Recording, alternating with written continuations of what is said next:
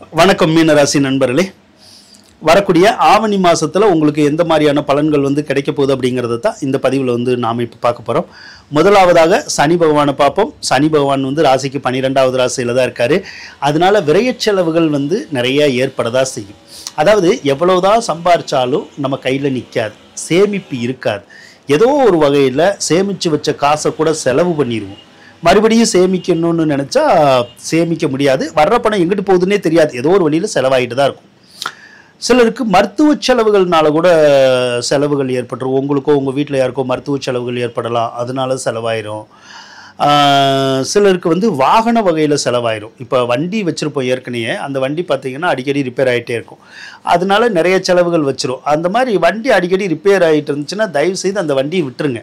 ஏதாவது ரிப்பேர் பண்ணிவிட்டு அதை வேறவங்களுக்கு யாருக்காவது விற்றுட்டு புது வண்டி வாங்கிக்கோங்க. புது வண்டி வாங்கக்கூடிய யோகம் இருக்குமானா இருக்கும். அது காராக இருந்தாலும் சரி, டூ வீலராக இருந்தாலும் சரி இருக்கும், வாங்கிக்கோங்க. அப்படி வாங்கிட்டீங்கன்னா அந்த வாகனத்தினால விரயங்கள் வராது. அப்படி இல்லைன்னா அந்த வாகனத்தினாலேயே நீங்கள் நிறையா காசை செலவழிச்சிருவீங்க. சில நேரத்தில் வாகனம் சார்ந்த தொழில் செய்கிறவங்க ரொம்ப கவனமாக இருக்கணும். ஏன்னா இது விரயச்சனிங்கிறனால வண்டி வாகனம் வச்சு தொழில் செஞ்சோம் அப்படின்னா அந்த தொழில் நல்லா ஓடாது. அதுக்கப்புறம் நம்மளால் ஃபைனான்ஸ் கூட கட்ட முடியாது. அதனால அதுக்கப்புறம் அந்த வண்டியை அவங்க ஃபைனான்ஸ்காரவங்க தூக்கிட்டு போகிற மாதிரியான ஒரு சூழ்நிலைகள் கூட வந்துடும். அதனால் இது வாகனத்தினால விரையுங்கிறனால ரொம்ப கவனமாக இருக்கணும். சொந்த பயன்பாட்டுக்கு வச்சிருக்கிறவங்களுக்கு அவ்வளோ ஒன்றும் பிரச்சனை இல்லை. இருந்தாலுமே அது அவங்களுக்குமே விரயங்கள் ஏற்படும். ஒரு சிலருக்கெல்லாம் வண்டி வாகனம் ரிப்பேர் ஆகாது, ஆனால் அடிக்கடி ட்ராவல் பண்ணிக்கிட்டே இருப்பாங்க ரொம்ப தூரத்துக்கு. அப்படி ட்ராவல் பண்ணால் அடிக்கடி நம்ம பெட்ரோல் போடணும்ல, டீசல் போடணும்ல, அப்போ நிறைய செலவாக தானே செய்யும். ஸோ இந்த மாதிரி ஏதாவது ஒரு வழியில் கொஞ்சம் செலவாகும், அவ்வளோதான். அதே மாதிரி 12ல் ராகு இருக்குது. 12ல் ராகு இருந்தாலும் அலைச்சல் திருச்சல் இருக்கும், சரியாக தூக்கம் இருக்காது. உங்களுடைய ராசிக்கு 7வது ராசியில் தான் இப்போ செவ்வாய் இருக்கார். 7வது ராசியில் செவ்வாய் இருக்கிறது செவ்வாய் தோஷமான செவ்வாய் தோஷம் தான், ஆனால் மிகப்பெரிய பாதிப்பை கொடுக்காது. எந்த இடத்துல பாதிப்பை கொடுக்கும் அப்படின்னா உங்களுடைய கணவன் மனைவி உறவு இருக்குல்ல, அதில் மட்டும் பாதிப்பு கொடுக்கும். பாதிப்புனா என்னது, லேசாக சண்டை சத்தம் வரும், ஏதாவது ஒரு வகையில் கொஞ்சம் கோபதாக வரும். ஒரு நாள் 2 நாள் கூட கொஞ்சம் வாய் பேசாமல் கூட இருப்போம். இவ்வளோதான். இந்த ஒரு தொந்தரவு மட்டும் அந்த செவ்வாய் தோஷம் செய்யும், வேற ஒன்றும் செய்யாது. அதே நேரத்தில் நல்ல வருமானம் இருக்கும். ஏதாவது ஒரு வகையில் உங்களுக்கு காசு பணம் கொடுக்கும், செல்வாக்கியத்தை உருவாக்கும். அதே நேரத்தில் செலவும் இருக்கும், வரவும் இருக்கதான் செய்யும். சுக்கிரனை பொறுத்தளவுக்கு 4வது ராசியில் இருக்கு, நல்லது தான். சுக்கிரன் 4வது ராசியில் இருந்தால் வீடு வாங்கலாம், கட்டலாம், வீடு திருத்தலாம், அல்லது வேற வீட்டுக்கு குடி போகலாம், வீட்டுக்கு தேவையான எலக்ட்ரானிக் ஜாமான்கள்லாம் வாங்கலாம், அதெல்லாம் வாங்கி தரும். அதுக்கப்புறம் சுக்கிரன் உங்களுக்கு 5வது ராசிக்கு போயிடுவார். ஆகஸ்ட் 21க்கு 5வது ராசிக்கு போச்சுன்னா கலைத்துறையில் இருக்கவங்களுக்கு நல்ல யோகங்கள் ஏற்படும், நல்ல செல்வாக்கியம் ஏற்படும், நல்ல பேரு புகழ் எல்லாம் கிடைக்கிறதுக்குடைய ஒரு அமைப்பு இருக்கும். புதன் வேற உங்களுக்கு 5வது ராசியில் தான் இருக்கார். 5வது ராசியில் புதன் இருந்தால் பெற்ற பிள்ளைகளுக்கு நல்ல கல்வி வரும், அதே மாதிரி நல்லா படிப்பாங்க. அதே மாதிரி எங்கேயாவது ஒரு பக்கத்தில் அலைச்சல் திருச்சல் இந்த மாதம் கொஞ்சம் இருந்துக்கிட்டே தான் இருக்கும்.